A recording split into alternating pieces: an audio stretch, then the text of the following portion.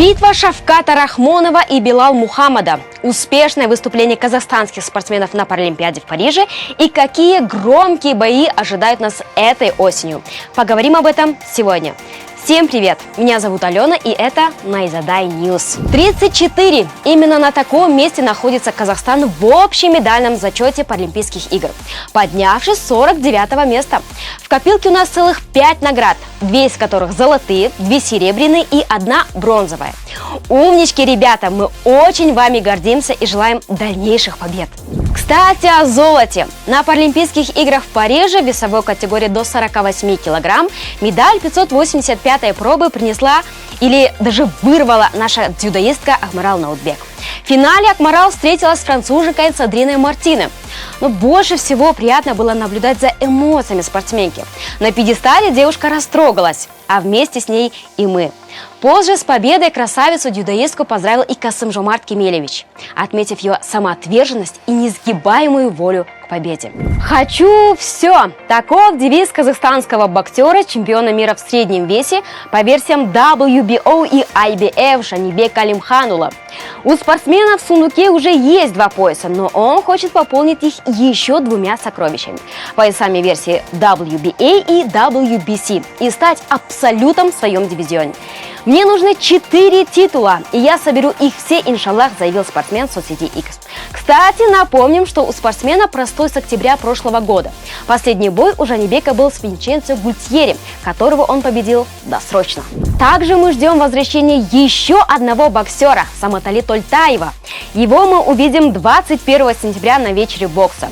4 раунда он будет боксировать с непобежденным россиянином Магомедрасулом Омаровым. Это 3-й бой Саматали в профиках. В любителях он также себя отлично показал. В списке регалий боксера было звание чемпиона Азии среди молодежи, а также был обладателем серебра на молодежном чемпионате мира. Что ж сказать, ждем-с! Сегодня у нас камбэчный выпуск, друзья. Угадайте, за кого еще наши сердечки будут болеть? За Руслана Мадиева. Да, Руслан таки вернется в клетку.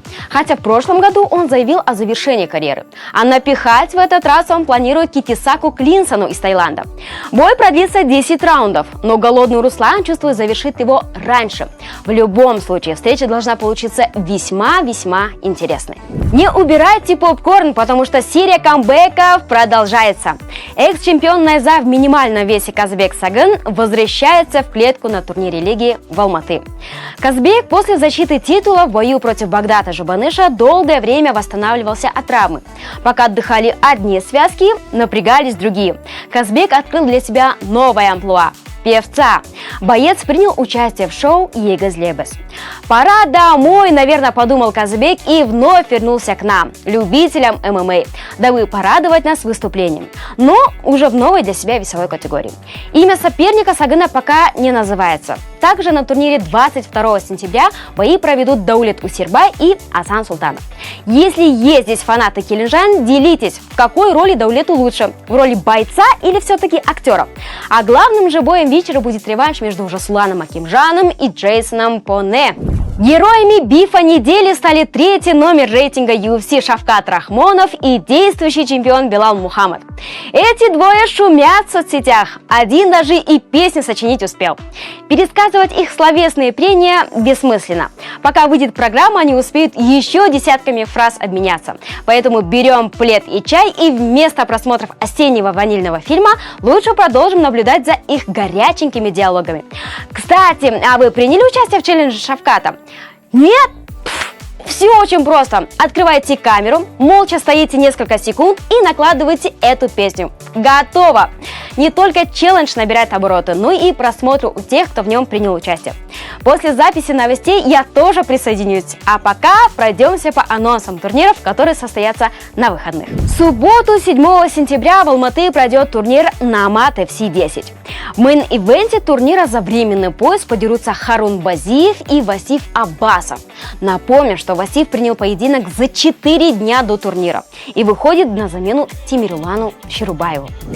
В ночь 7 на 8 сентября пройдет турнир UFC Fight Night. В главном бою сразятся Гилберт Бёрнс и Шон Брэдди. Также в ночь с 7 на 8 сентября в США состоится 4-й турнир Bellator Champions Series, главным событием которого станет долгожданный титульный бой в легком весе между Усманом Нурмагомедовым и Александром Шаблиевым. 8 сентября в Краснодаре пройдет турнир ACA 179, на котором выступят два наших казахстанца. В мейн-карте Григорий Кичигин встретится с Андреем Кошкиным из России, а в прелимах нас ждет возвращение Евгения Егимбердиева. Соперником бывшего претендента на пояс станет россиянин Эльхан Мусаев. Каков исход этих боев? Такой вопрос мы решили задать Михаилу Крамеру, популярному блогеру в сфере смешанных единоборств, более известному как Вестник ММА. Как всегда, специально для Нейзадай Ньюс. Мои друзья из Нейзадай Ньюс попросили меня записать аналитику по грядущему турниру ACA 179, где выступит двое бойцов, представляющих Республику Казахстан. Первый бой, который мы разберем, это Евгений Егимбердиев, который возвращается после трехлетнего простоя против Эльхана Мусаева. Евгений Егимбердиев дерется против ярко выраженного борца и грэплера, но при этом он решил провести свой лагерь не в Дагестане, не в Осетии, не в Грозном, в клубе Ахмат, где тоже много достаточно борцов, а решил поехать в Таиланд. При этом его соперник Эльхан Мусаев проводил сборы в Universal Fighters, в одном из лучших таких борцовских кемпов, где он вообще проводит, я так понимаю, практически все свои сборы. И Евгению стоит ждать очень большого количества борьбы, очень большого количества ground and pound, выхода на болевые приемы. И есть ощущение, что в Таиланде защиту от этого не слишком хорошо могут поставить. Я думаю, что Евгений про это тоже знает. У него всегда есть шанс панчера. Он очень хорошо владеет своими руками, у него удар тяжелый. Но если он не готов будет к 15 минутам того, чтобы защищаться от борьбы, чтобы вставать из-под тяжелого и крепкого, хорошо контролирующего Мусаева, думаю, у него могут возникнуть проблемы в бою. Второй бой, о котором хочется поговорить, это Андрей Кошкин против Георгия Кичигина. Георгий Кичигин довольно успешно вернулся в лигу ACA, в которой он в свое время успел повыступать. Но сегодня его ждет достаточно сложный соперник. Андрей Кошкин хорошо себя чувствует как в борьбе, так и в ударке. При этом Андрея можно забороть. Это уже сделал как раз одноклубник Кичигина Артем Резников. Он смог его поймать на прием, свой фирменный север-юг. И Артем помогал какую-то часть кемпа как раз Кичигину готовиться к бою с Кошкиным. При этом на стороне Кошкина определенно ударная техника, и он достаточно неплохо защищается от борьбы. Здесь я бы сказал, что у Кичигина неплохие шансы, если сможет навязать именно свой стиль боя. Такой вяжущий стиль, такой стиль, которым он утомляет соперников. А Андрею Кошкину нужно максимально избегать борьбы, тогда он сможет как-то победу к себе уже привлечь. Бои интересные, бои конкурентные, их стоит посмотреть. Ждем. На этом у нас все, друзья. Пишите в комментариях ваши варианты исхода боев. За кого вы болеете и чье выступление вы ждете больше всего. Ставьте лайки, подписывайтесь и отличных выходных. До встречи в следующий вторник. Пока-пока.